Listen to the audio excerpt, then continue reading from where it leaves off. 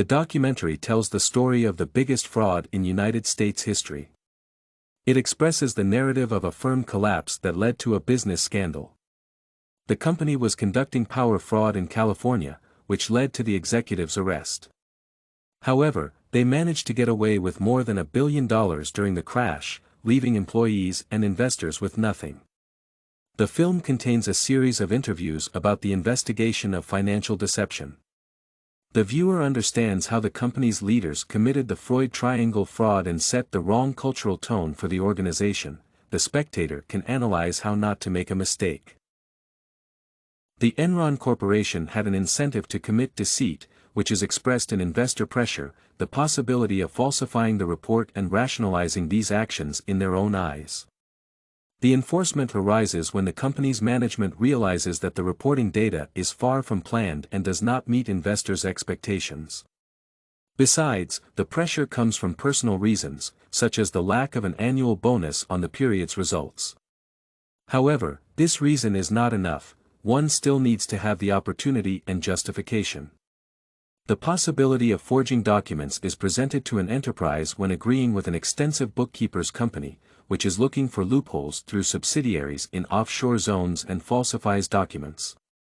A sample of rationalization is the statement: investors will be more pleased to see the excellent performance. Enron is a prime example of corporate deception across the Freudian triangle. The wrong tone at the top plays a vital role since leadership, by its moral and ethical principles, sets the attitude towards the work of all employees. The code of ethics presupposes honesty and decency. Enron did not adhere to the policy because financial advisor Andrew Fastow created a counterfeit scheme. The company management rewarded employees for unethical actions. Leadership clung to a narcissistic culture when a person in an influential position accepts only their opinion and knows how to get the company out of debt and increase profits. However, such a policy led to a downfall, with assets reaching $64.4 billion. The viewer can recognize that the collapse occurred because of the supreme authority, which is practically not controlled and seeks to make easy money in roundabout ways, violating the code of ethics. The breakdown is a consequence of management actions and the work of a bookkeeper's company. If Enron adhered to the moral code and instilled in every employee the principles of honesty, decency, and ethics, this would not happen. A strong organizational culture is a key to the success and longevity of an enterprise. Also, Arthur Andersen LLP could not indulge the customer's whims and provide truthful financial statements.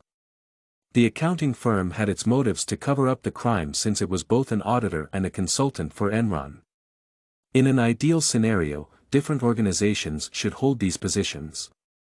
The company collapsed because of poor business decisions and tried to recover and increase profits through fraudulent means, from the preached culture among employees to the machinations of an outsourced accounting firm. Enron's financial fraud is a product of pressure, opportunity, and rationalization that the executives could have avoided. Pressure from investors and personal gains pushed the business to commit transgression and come up with excuses. The company's leaders created an unethical culture and encouraged employees to do wrong things. The scandal could be avoided by establishing an organizational structure and a code of honor and the separate work of bookkeeping companies for audit and consulting. Interviews with former managers, business analysts, and reporters show many mistakes that lead to a severe crash and are an excellent educational case for followers. This and many other essays are available at studycorgi.com.